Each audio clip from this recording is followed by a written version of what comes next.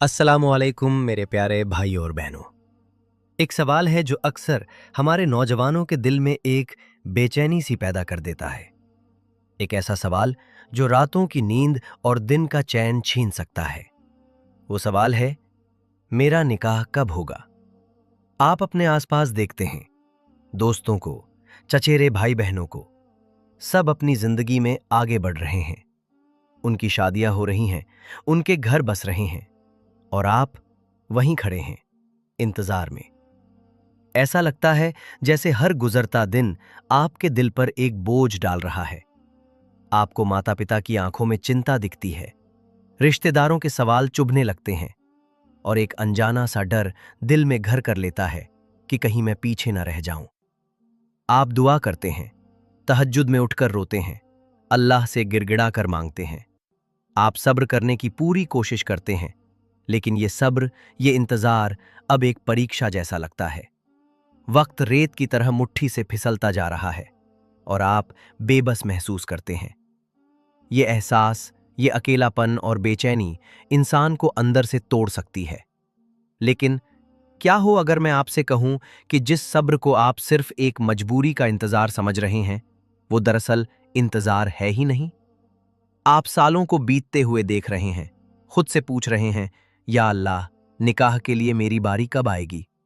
आप दुआ करते हैं, आप धैर्य रखने की कोशिश करते हैं, लेकिन चिंता बढ़ती ही जाती है। आपको लगता है कि आप बस इंतजार कर रहे हैं। लेकिन क्या हो अगर मैं आपसे कहूं कि सच्चा सब्र सिर्फ इंतजार करना नहीं है। यह तैयारी की वो सक्रिय अवस्था है जो निकाह को आपकी ओर बुलाती है। सबसे पहले यह समझना जरूरी है कि आप जो महसूस कर रहे हैं वो बिल्कुल सामान्य और स्वाभाविक है। ये चिंता, ये फिक्र, ये सब इंसानियत का हिस्सा है। अल्लाह ने हमें जोड़ों में बनाया है, और एक अच्छे जीवन साथी की तलाश एक स्वाभाविक इच्छा है। कुरान में अल्लाह ताला सूरह अर्रूम 21 में फरमाते हैं कि उसने हमारे लिए हमारी ही जाति से जोड़े बनाए ताकि हम उनसे सुकून हासिल करें, और उसने हमारे बीच प्रेम और करुणा पैदा कर दी। तो सुकून, प्रेम और करुणा की ये तलाश तो अल्लाह ने खुद हमारे दिलों में डाली है। समस्या तब शुरू होती है जब ये तलाश बेचैनी में, इंतजार निराशा में, और इच्छा ईर्ष्या या हताशा में बदल जाती है। हम वक्त को अपना दुश्मन समझने लगते हैं। हम शायद अनजाने में अल्लाह की बुद्धिमत्ता पर सवाल उठाने लगते हैं। या अल्लाह, ऐसी क्या गलती हुई? मेरी दुआएं कबूल क्यों नहीं हो रही? ये वो लम्हे हैं जहां शैतान हमारे दिल में वसवसे डालता है। हम सोशल मीडिया पर लोगों की परफेक्ट लाइफ देखते हैं और अपनी कमी का एहसास और गहरा हो जाता है। फिर हमारे समाज का दबाव, लोग क्या कहेंगे, उम्र निकलती जा रही है, ये जुमले तीर की तरह दिल पर लगते हैं। इसी दबाव में आकर कुछ लोग जल्दबाजी में गलत फैसले कर लेते हैं। वो हराम रिश्तों की तरफ खिंचे चले जाते हैं, ये सोचकर कि शायद यही एक जरिया है। या फिर वो इतने मायूस हो जाते हैं कि किसी भी रिश्ते के लिए हां कह देते हैं, बगैर दीन और चरित्र को परखें। ये दोनों रास्ते उस बरकत और भलाई को नष्ट कर देते हैं जिसका अल्लाह ने एक सब्र करने वाले बंदे से वादा किया है। क्योंकि हमने सब्र के असली मतलब को समझा ही नहीं, तो फिर असली सब्र है क्या? ध्यान दीजिए, अल्लाह कुरान में बार बार फरमाता है, इन्न अल्लाह माअस साबिरीन, बेशक अल्लाह सब्र करने वालों के साथ है। सूरह अल बकरह 243। यहां साथ होने का मतलब सिर्फ तसल्ली देना नहीं है। इसका मतलब है अल्लाह की मदद, उसका मार्गदर्शन, उसकी सहायता आपके साथ है।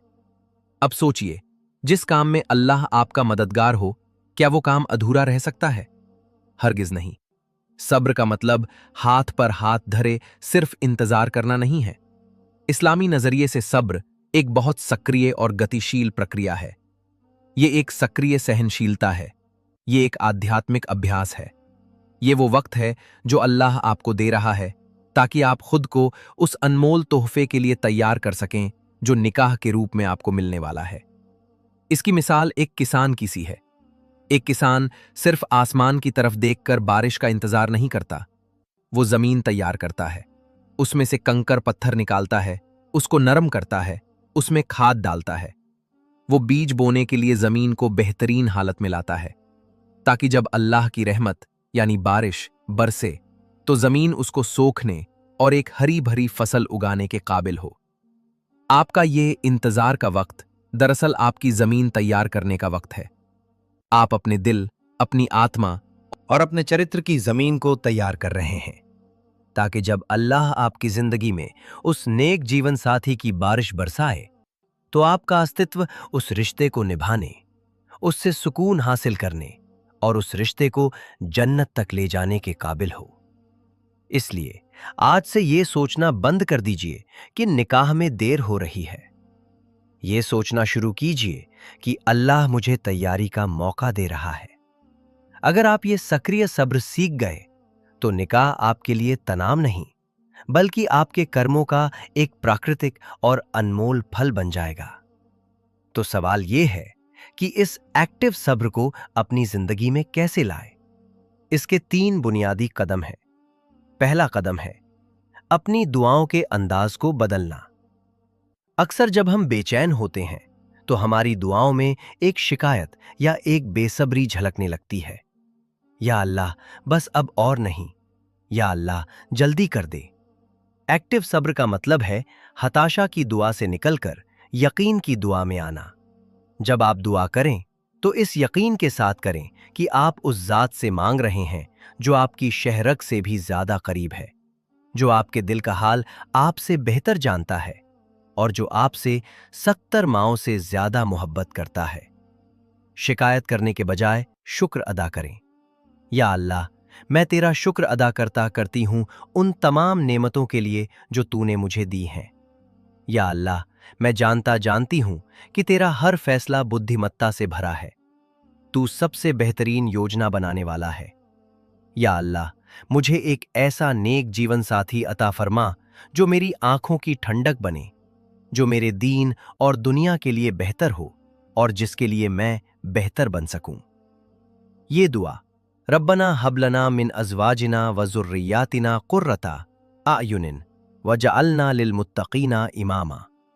सूरा अल फुरक़ान 25-74 सिर्फ एक रिश्ता नहीं मांग रही, ये एक पूरा दृष्टिकोण मांग रही है। एक ऐसा घराना जो मुत्तकीन के लिए मिसाल बने। जब आपकी दुआ का दायरा इतना बड़ा हो जाएगा, तो आपकी परेशानी खुद ब खुद छोटी लगने लगेगी।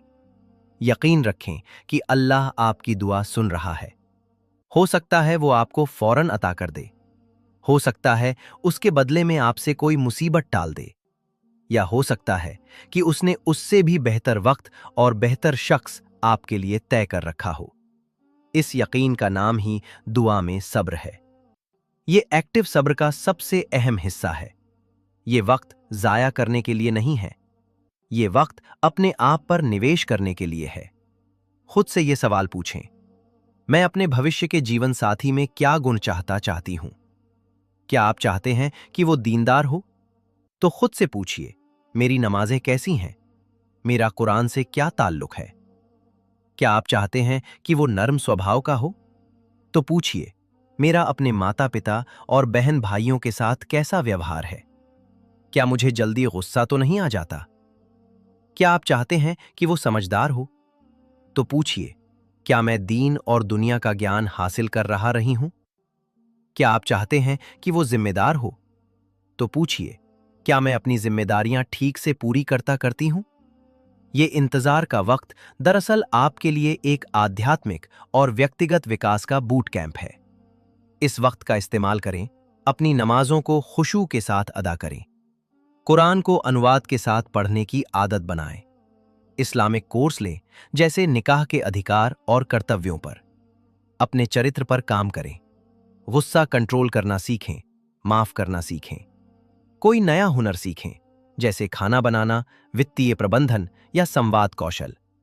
ये सब इसलिए नहीं कि आप मार्केटेबल हो जाएं, बल्कि इसलिए ताकि आप खुद एक ऐसा अनमोल इंसान बन जाएं जिसे आप अपने भविष्य के जीवन साथी को पेश कर सकें।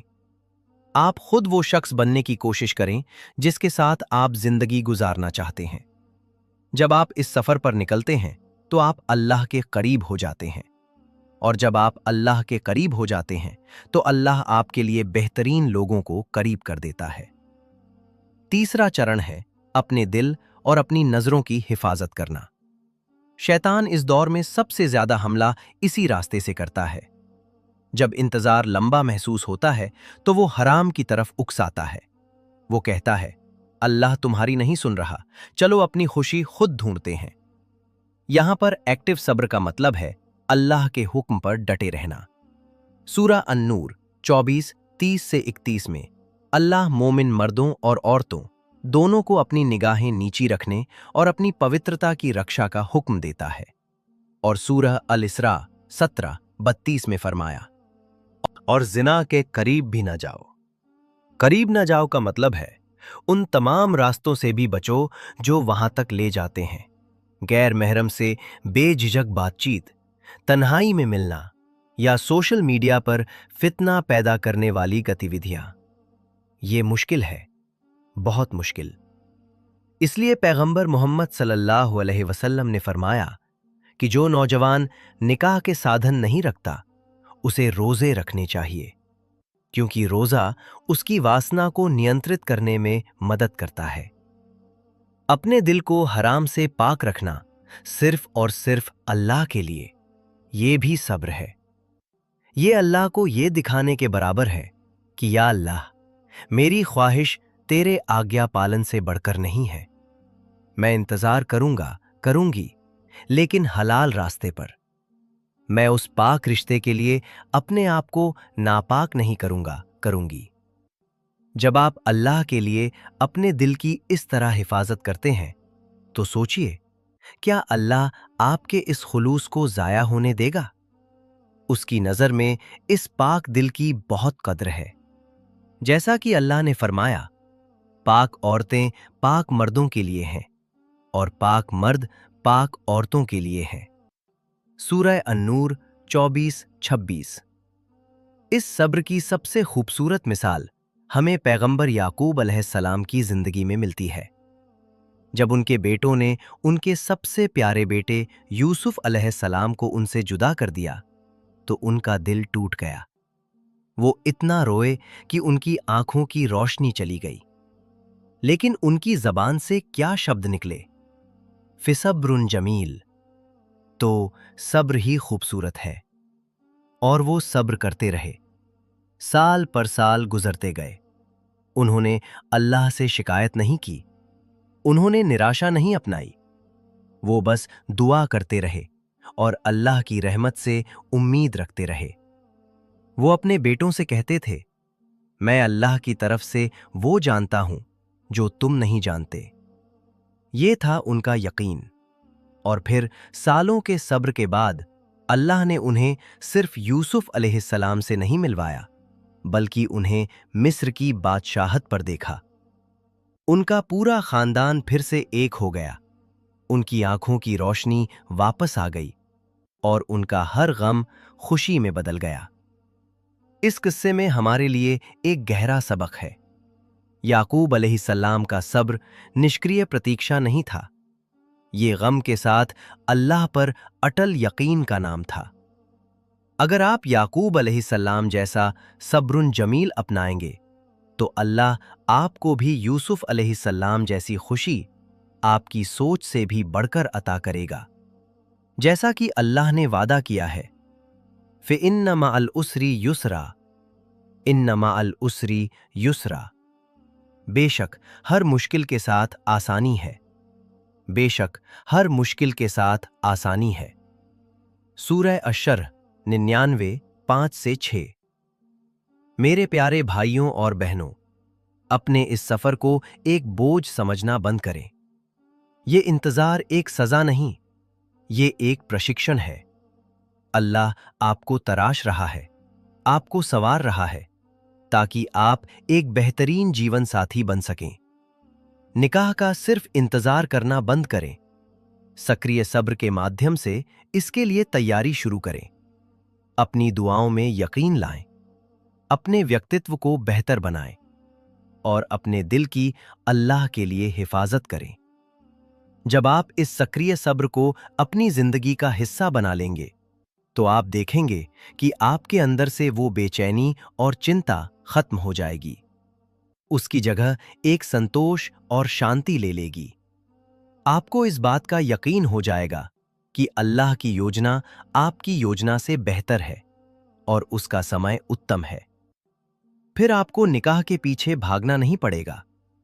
जिस तरह एक फूल जब खिलता है तो शहद की मक्खी खुद ब खुद उसकी तरफ खिंची चली आती है, उसी तरह जब आपका चरित्र सब्र, शुक्र और तकवे से महकने लगेगा तो नेक रिश्ता खुद आप तक चलकर आएगा, अल्लाह के हुक्म से।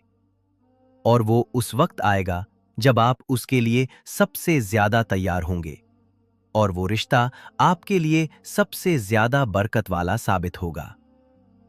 अगर इस रिमाइंडर से आपको थोड़ा भी फायदा हुआ है तो इसे किसी ऐसे दोस्त या प्रिय के साथ जरूर शेयर करें जिसे शायद ये सुनने की जरूरत हो। ये भी एक सदकाए जारिया हो सकता है।